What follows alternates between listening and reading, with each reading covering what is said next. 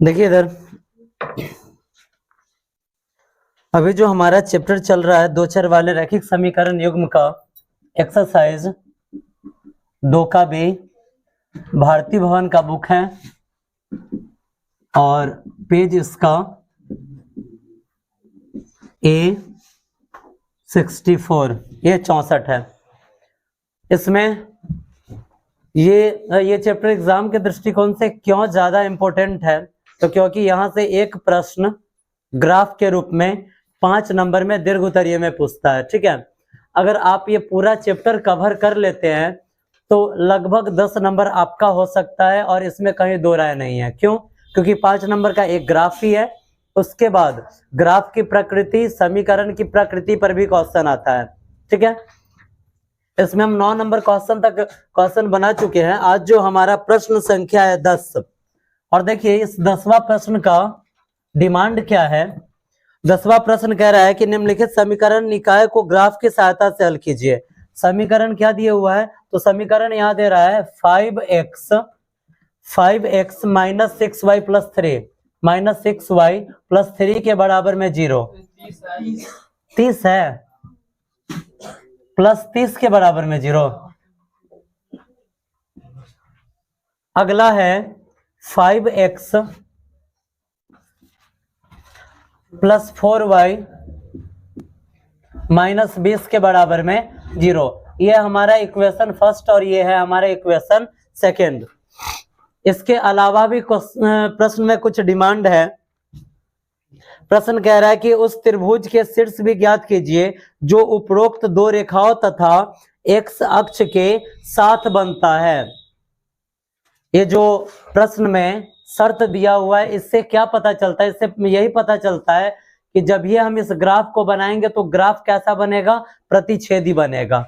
Graph प्रतिच्छेदी बनेगा और x अक्ष के हिसाब से यहाँ पर एक त्रिभुज भी बनेगा। ठीक है, और उस त्रिभुज का कोऑर्डिनेट भी हमें लिखकर दिखाना है।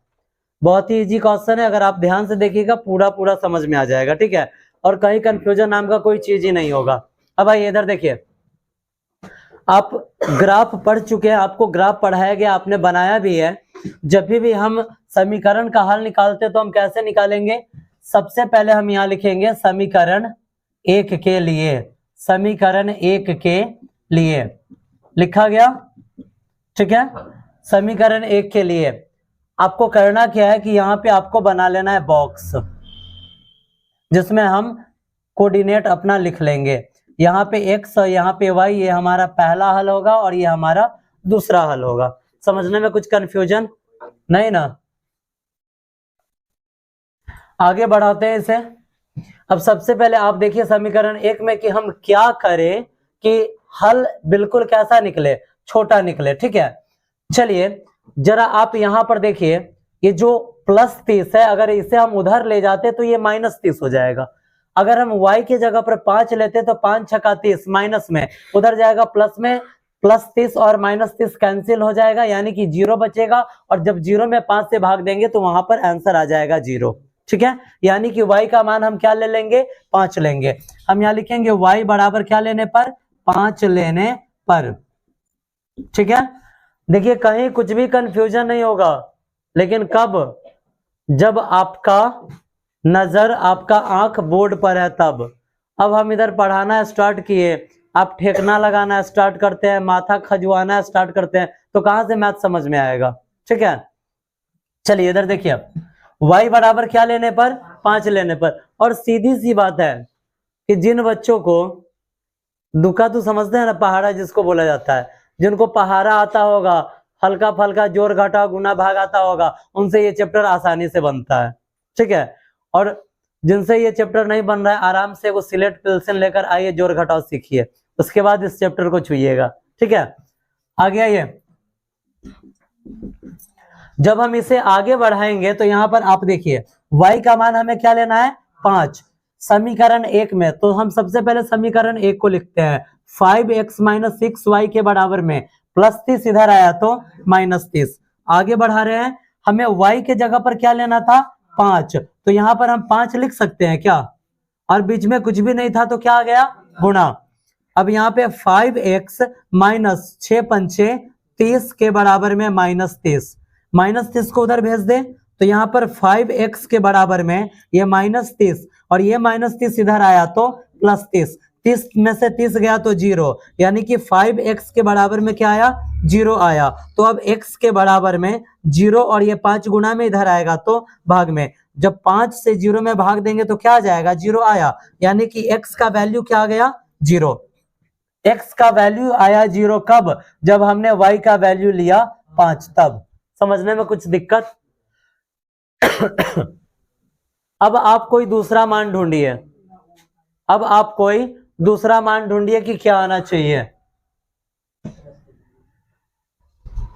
ढूंढिए जरा, क्या ले,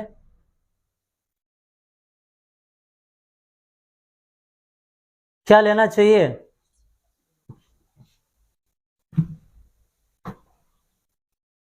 तो 10 ले ले, तुम्हारा मन है, चलो तुम्हारा मन है तो तुम्हारे मन का भी काम किया जाए।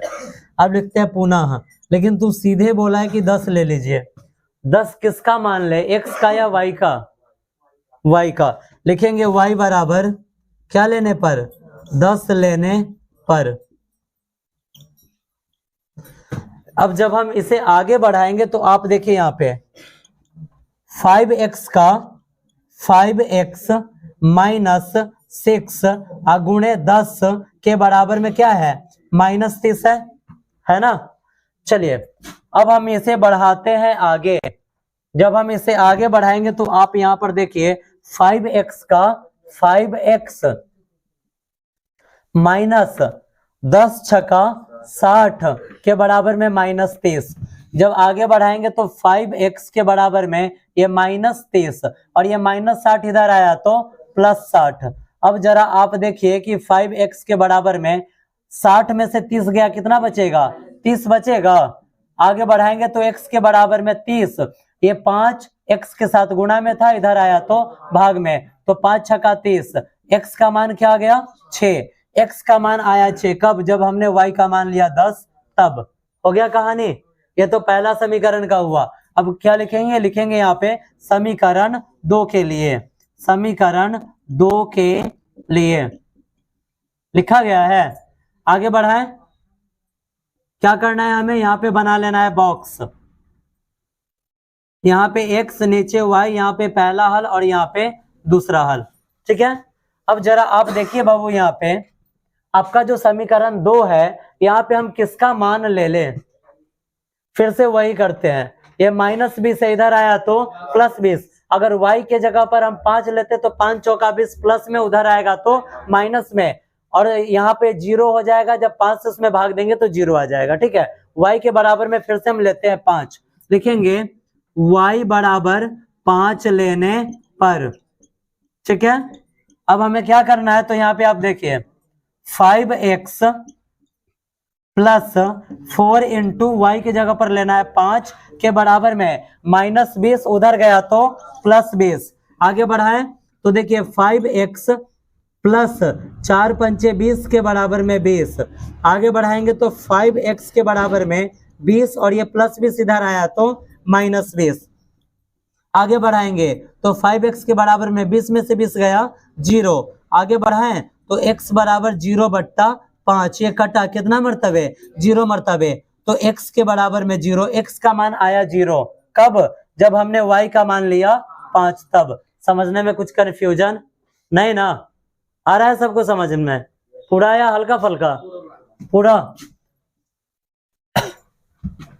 चलिए अब अगला पॉइंट हम निकालते हैं, दूसरा हल इसका। अब लिखेंगे यहाँ पर पुनः, क्या लिखेंगे, पुनः। अब जरा आप बताइए, अब हम कौन सा मान ले ले, अब कौन सा मान ले, 10 ही ले ले क्या, जी सर। क्या,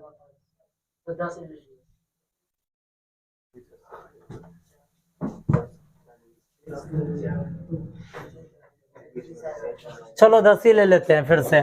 लिखेंगे क्या, y बराबर 10 लेने पर, ठीक है।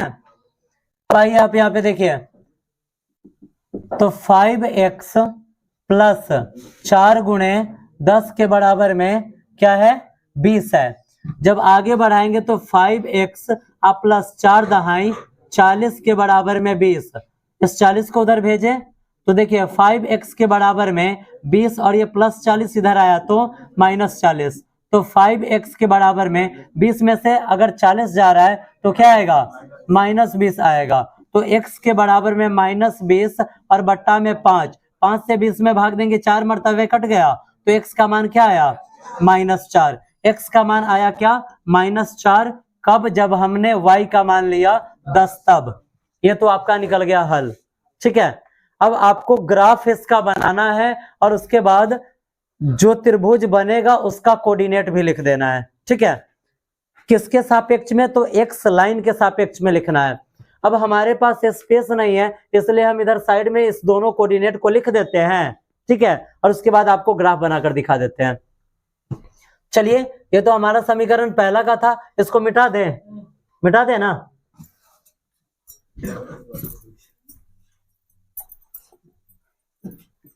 चलिए इसको मिटाते हैं हम। ये समीकरण पहला का है, याद रखिएगा, और समीकरण दूसरा का ये वाला बॉक्स हम यहाँ पे बना देते हैं। ये समीकरण दूसरा का है, आपको समझने के लिए यहाँ पे लिख दिया जा रहा है। बॉक्स यहाँ पे बना हुआ है x y, x का वैल्यू 0 -4 और y का 5 और इधर 10।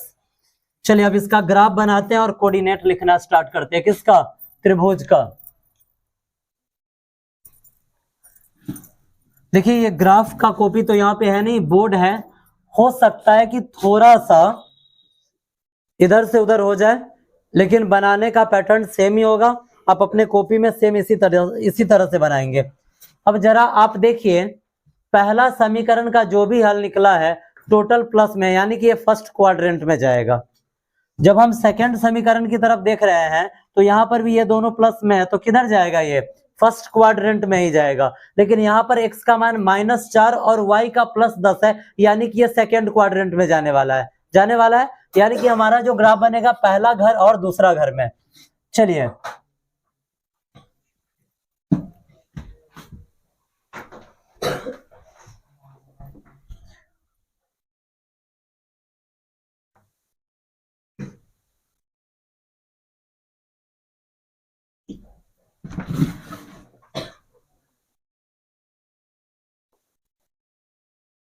हमें पता है कि ये है x और ये है x डैश, यहां पे हो जाएगा y और नीचे हो जाएगा y डैश। जरा आप देखिए, आपको हाईएस्ट वैल्यू कौन सा लेना है, 10 लेना है, और माइनस वाले साइड में हाईएस्ट वैल्यू 4 रहेगा, फिर भी आपका काम चल सकता है। y का मान भी 10 दे रहा है, यानी कि छोटा छोटा बॉक्स आपको बना लेना है। एक, आप यही कोशिश कीजिएगा, अगर आप प्लेन पर बना रहे हैं तो ये जो डिस्टेंस है बराबर दूरी पर होनी चाहिए। ठीक है, वैसे ग्राफ के कॉपी में बराबर दूरी पर ही लाइनिंग खींचा गया होता है। 3 4 5 6 7 8 9, थोड़ा सा और ऊपर जाएगा ये,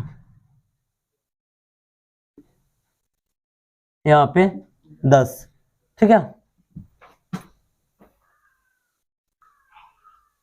आगे बढ़ाते हैं। 1 2 3 4 5 6 7 8 9 और यहाँ पे 10। इधर -1 -2 -3 -4 -5 -6 रहने देते हैं। इधर का तो आवश्यकता ही नहीं है, फिर भी लिख देते हैं। -1 -2 -3 -4। जैसा कि आप पढ़ चुके हैं कि ये जो रूम बना हुआ है ये हमारा पहला क्वाड्रेंट है, फर्स्ट क्वाड्रेंट है, यानी कि प्रथम चतुर्थांश। ये द्वितीय चतुर्थांश, ये तृतीय चतुर्थांश और ये चतुर्थ चतुर्थांश है, यानी कि फोर्थ क्वाड्रेंट है। हमें पता है कि जब हम चिन्ह परिपाटी का बात करते हैं तो इसमें x का भी वैल्यू और y का भी वैल्यू प्लस में ही होता है, जबकि जब हम इधर आएंगे तो इसमें x का वैल्यू माइनस और y का वैल्यू प्लस। जब हम यहाँ पर आएंगे तो x भी माइनस और y भी माइनस, लेकिन जब हम यहाँ आएंगे तो x प्लस और y माइनस में हो जाता है। ठीक है, चलिए अब आप अपने कोऑर्डिनेट के हिसाब से मान का सेटिंग कीजिए। x का मान 0 यानी कि यहाँ पे है और y का मान 5। x का मान 0 दे रहा है और y का 5 है। x का मान 0 कब होता है? जब बिंदु y अक्ष पर हो। ठीक है, जब बिंदु कहां पे हो? y अक्ष पर हो, यानी कि इसी अक्ष पर ये मान है और y का मान कितना है? 5 है। तो 5 पर आपको एक बुंदा डालना है और इसको ऐसे सर्किल कर देना है, गोल कर देना है। समझने में कोई दिक्कत नहीं ना? अब आइए, अब x का मान 6, x का मान 6 यहाँ पे है और y का 10। ये वाला जो लाइन है ये इंडिकेट करता है कि हमें ऊपर जाना है। किधर जाना है? ऊपर जाना है। और y का 10 है, ये इंडिकेट करता है कि हमें इधर आना है। यानी कि अगर हम देखें, अगर आमने सामने की बात करें तो ये बिंदु हमें कुछ यहाँ पे मिलेगा। ठीक है, समझने में कोई दिक्कत नहीं ना? कुछ है परेशानी क्या? नहीं परेशानी है। चलिए, ये तो हो चुका है। अब आइए, x का मान 0 और y का 5। फिर से देखिए, सेम कोऑर्डिनेट है, यानी कि बिंदु फिर से यहीं पे आपको मिला ना? और उसके बाद अब आप देखिए, x का -4, x का -4 और y का 10, x का -4 और y का 10, x का -4 यहाँ पे और y का 10 यहाँ पे। अगर आप सीधा सीधा लेते तो कुछ ये मान आपको यहाँ पे मिलेगा। क्योंकि बार बार आपको यही बात बताया जा रहा है कि बाबू ये ग्राफ का कॉपी नहीं है, थोड़ा सा इधर उधर होगा जो कि आपको मैनेज करना है। ठीक है, अब आपको करना क्या है? अब आपको इस लाइन को मिलाना है। ठीक है, अब आपको क्या कर लेना है? इस लाइन को मिलाना है। अब इतना बड़ा स्केल भी तो नहीं आता है कि मिलाया जाए। क्या इतना बड़ा स्केल संभव है? नहीं संभव है। चलिए, फिर भी हम कोशिश करते हैं इसको मिलाने का।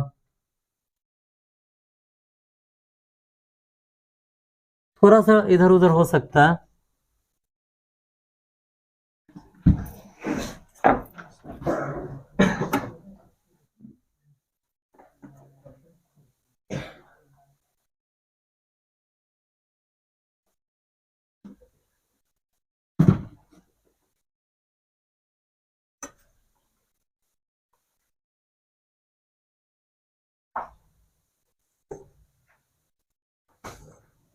चलिए, दूसरा अब हम मिला लेते हैं।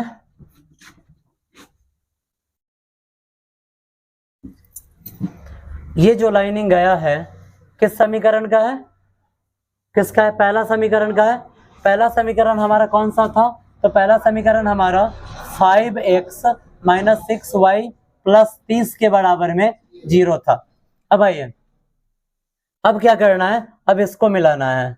जरा इसको मिलाने का हम कोशिश करते हैं, ये मिल जाएगा।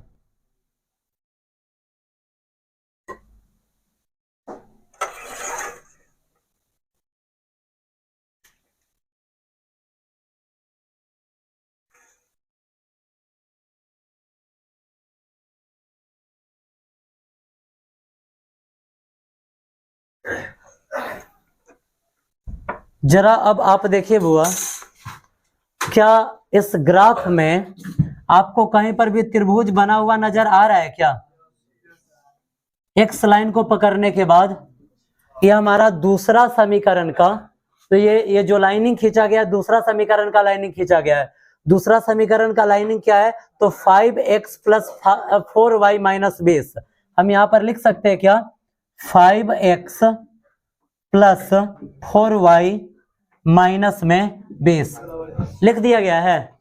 ठीक है, इसी के बराबर में 0 है। अब आपसे पूछ रहा है कि यहाँ पर जो त्रिभुज बना है इसका कोऑर्डिनेट लिखना है। तो सबसे पहले आप अब कीजिए क्या कि त्रिभुज के तीनों शीर्षों का नाम लिख दीजिए। तो त्रिभुज का 3 शीर्ष कौन कौन सा बनेगा? देखो, शीर्ष तो ये बना, और जब भी हम त्रिभुज बनाते हैं तो आप याद कीजिए, ऊपर वाले शीर्ष का नाम हम लेते हैं A, इसका B, और नीचे वाले का इधर का C, यही लिया जाता है। अब चलते हैं, इसका नाम हम ले लेंगे A, इसका हो जाएगा B, और इसका नाम क्या हो जाएगा? C हो जाएगा। अब आपको लिख लेना है कोऑर्डिनेट इसका। ठीक है, लिखेंगे यहाँ पर A के बराबर में। जरा आप A का मान देखिए, A किस लाइन पे है? X पर या Y पर? तो Y अक्ष पर X का मान क्या होता है? 0 होता है। तो यहाँ पर X का मान 0 और Y का मान क्या है? 5 है। समझने में कोई तकलीफ नहीं ना? अगर ये समझ गए तो जिंदगी में कभी भी आप कोऑर्डिनेट लिखना भूल नहीं सकते हैं। चलिए अब बी का मान देखिए, ये जो बी है किस लाइन पे है, एक्स पर या वाई पर, एक्स पर। एक्स लाइन पर वाई का मान क्या होता है, 0 होता है, वाई का मान होता है 0, तो पहले हम वाई का मान लिख दिए। और बताइए एक्स का मान क्या है, यहाँ पे क्या है, -6। अब आगे बढ़ते हैं, यहाँ पे सी, ये बताइए जो सी पॉइंट है, सी बिंदु है, ये जो सी बिंदु आपको यहाँ पे दिख रहा है किस लाइन पे, एक्स पर या वाई पर, तो एक्स पर वाई का नियामक क्या होता है, 0 होता है, वाई का नियामक हुआ 0 और एक्स का मान क्या है यहाँ पे 5 है। यही आपका हो गया तीनों कोऑर्डिनेट। समझने में कोई दिक्कत नहीं ना। और जब हम इसके बाद नियामक ज्यामिति पढ़ेंगे तो अब आपसे यही सारा काम करवाएगा और उसके बाद कहेगा कि बाबू ये जो त्रिभुज बना है ना, आपसे यही डिमांड करेगा कि अब आप किस क्लास में चले गए हैं, 10th क्लास में। अब आप दाढ़ी मोछ वाला बउआ हो गए हैं, दाढ़ी मोछ अब धीरे धीरे सबको उग ही रहा है, दाढ़ी मोछ वाला बउआ आप अब हो चुके हैं, तो इतना जल्दी आपको नंबर नहीं देंगे, थोड़ा और आप काम कीजिए। वो आपसे काम क्या करवाएगा पता है, कहेगा कि ये जो त्रिभुजवा आप बनाए हैं इसका क्षेत्रफल भी निकालिए। तो कोऑर्डिनेट में आपको त्रिभुज के क्षेत्रफल का फॉर्मूला पढ़ाया जाएगा। अभी तक आप त्रिभुज के क्षेत्रफल का फॉर्मूला क्या पढ़े हुए हैं, त्रिभुज का क्षेत्रफल 1/2 गुने आधार गुने ऊंचाई, ठीक है। अब देखिए जब कोऑर्डिनेट आप पढ़िएगा तो आपको दूरी सूत्र भी पढ़ना है, ठीक है, दूरी सूत्र भी पढ़ना है। दूरी सूत्र से आप क्या कर सकते हैं, यहां से यहां की दूरी निकालिएगा तो ये आपका आधार बन जाता है, और यहां से यहां तक की दूरी निकालिएगा तो ये आपका ऊंचाई बन जाता है, ठीक है, ये आपका ऊंचाई हो जाता है, वहां से भी निकलता है। लेकिन जब भी हम इस फॉर्मूला का यूज करते हैं तो कब करते हैं, जब त्रिभुज समद्विबाहु हो। लेकिन इसमें आप देख रहे हैं ये वाला भुजा बड़ा है और ये वाला भुजा छोटा है, ठीक है, इसीलिए त्रिभुज का क्षेत्रफल गड़बड़ ना हो, इसी चीज को सही करने के लिए त्रिभुज के क्षेत्रफल का एक अलग से फॉर्मूला भी कोऑर्डिनेट में हमें पढ़ना है। कौन सा, 1/2 x1 y2 minus y3 plus x2 y3 minus y1 plus x3 y1 minus y2। और वहां पर हमें करना क्या है, कैसे वो मान डालना है, तो ये हमारा x1, ये x2, ये x3, ये y1, ये y2 और ये y3 हो जाता है, ठीक है। इसको समझने में कहीं कुछ कंफ्यूजन है क्या, बनेगा क्वेश्चन, ग्राफ पर इसको बनाकर लाइएगा। अब यहाँ पर देखिए थोड़ा सा ये पॉइंट इधर उधर हो गया है, क्यों, क्योंकि ये तो ग्राफ है नहीं, नाप कर लिया गया है नहीं, हो सकता है कि कोई थोड़ा सा डिस्टेंस कुछ ज्यादा हो चुका हो, या फिर इसको हम सीधे खींचे इस लाइनिंग को, ठीक है। आपको इस क्वेश्चन को बनाकर आना है, 11 नंबर क्वेश्चन भी बना लेना है, 12 नंबर क्वेश्चन भी बनाना है, और इस चैप्टर को समाप्त करके आना है। अगर 2 का बी आपका कंप्लीट हो जाता है तो आपका एग्जाम कब होने वाला है, 2025 में। 2025 के एग्जाम में मैथ्स का ये 10 नंबर आपके मुट्ठी में रहेगा, क्यों, 5 नंबर का ग्राफ, और उसके बाद फिर से वही बात को हम दोहरा रहे हैं, समीकरण की प्रकृति पूछती है, ग्राफ की प्रकृति पूछती है, ठीक है, हलों की संख्या क्या होगा ये भी पूछ देता है। तो ये सारी चीजें आपको यहीं से पता चल जाएगा। चलिए ठीक है, आप इस चैप्टर को कंप्लीट करके लाएंगे, मिलेंगे फिर अपने नेक्स्ट क्लास में।